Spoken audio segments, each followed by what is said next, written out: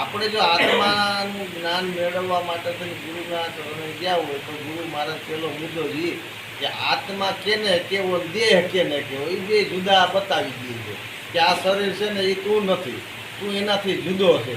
એનું શરીરનું જન્મ મરણ છે, આત્માનું જન્મ મરણ એ નથી. પછી આત્માના કોઈ વાળે નથી ને આત્માનું કોઈ સ્થાને નથી. આત્મા એક ઠેરાવવા માટેનો શબ્દ છે વાતની શરૂઆત કરવા માટે થઈને. અને જે ખોરાક છે ને દેહના છે, આત્માના નથી. અને જે ખંડન કરીએ ને એ દેહનું છે, આત્માનું નથી.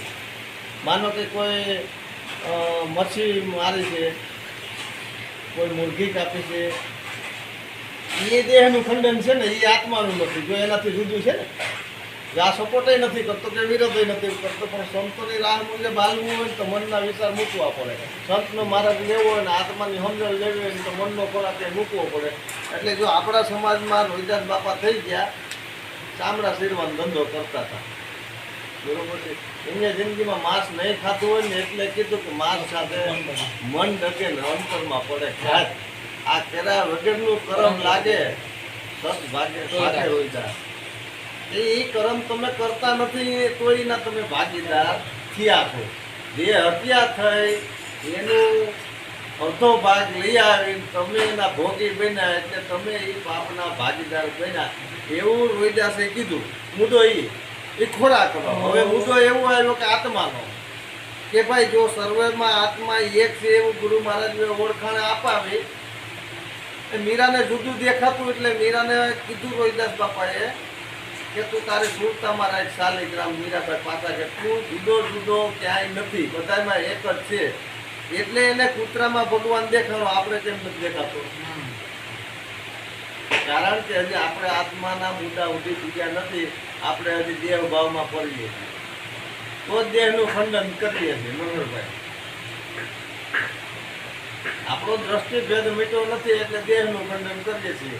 દેહનું ખંડન કરીને બીજા દેહને સાંત્વના આપીએ છીએ, એની સ્વાદ ઇન્દ્રિયને તૃપ્ત કરીએ છીએ, સંતુષ્ટ કરીએ છીએ. હવે પેલો મુદ્દો એ છે કે જે ખોરાક છે ને એ મનનો ભોગ છે. શરીર નથી માગતું કે મારામાં લોહ તત્વ ભેટું, મારામાં આયન ભેટું, મારામાં દશક ભેટું.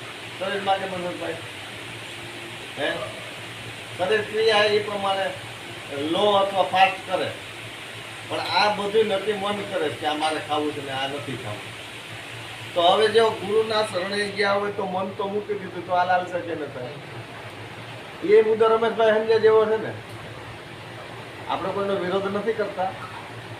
આ જે આત્મા અને પરમાત્માના બે મુદ્દા છે, તો હજી આપણે દેહ ભાવમાં છે તો દેહનું ખંડન કરીએ છીએ. દેહનું ખંડન કરવાથી દેહ તો કાલે પડવાનો હતો ને આજે પડવાનો છે. એ એના ખાલી તમે કરતા બન્યા, એ દેહને પાડવા માટે એના તમે કરતા બન્યા. બાકી 5 દિવસ પણ એ મૃત્યુ પામવાનો હતો, હજુ રમત દેહ નથી. એ ખંડિત થવાનો જ હતો, પણ તમે એના કરતા બન્યા. એની સમય મર્યાદા તમે તોડી. સમય મર્યાદા તોડી એટલે પાપ ઊભું થયું. બાકી દેહનું ખંડન તો હતું.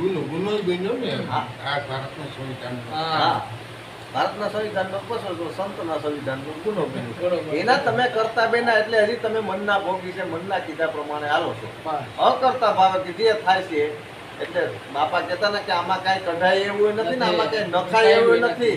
જે મુદ્દો છે એની જગ્યાએ બરોબર છે, જે મુદ્દો છે એની જગ્યાએ બરોબર છે. એમાં કાંઈ કઢાય એવું નથી ને એમાં કાંઈ નખાય એવું નથી. એટલે જેવું છે એવું અકર્તા ભાવે સ્વીકારો. શનિવારે મરી જવાનો હોય ને તમે શુક્રવારે મારી નાખો, તમારે તો 20-25 વર્ષની પડે દેવાઈ જ ગઈ ને. આ ભારત સંવિધાન હવે એ ભૌતિક જગત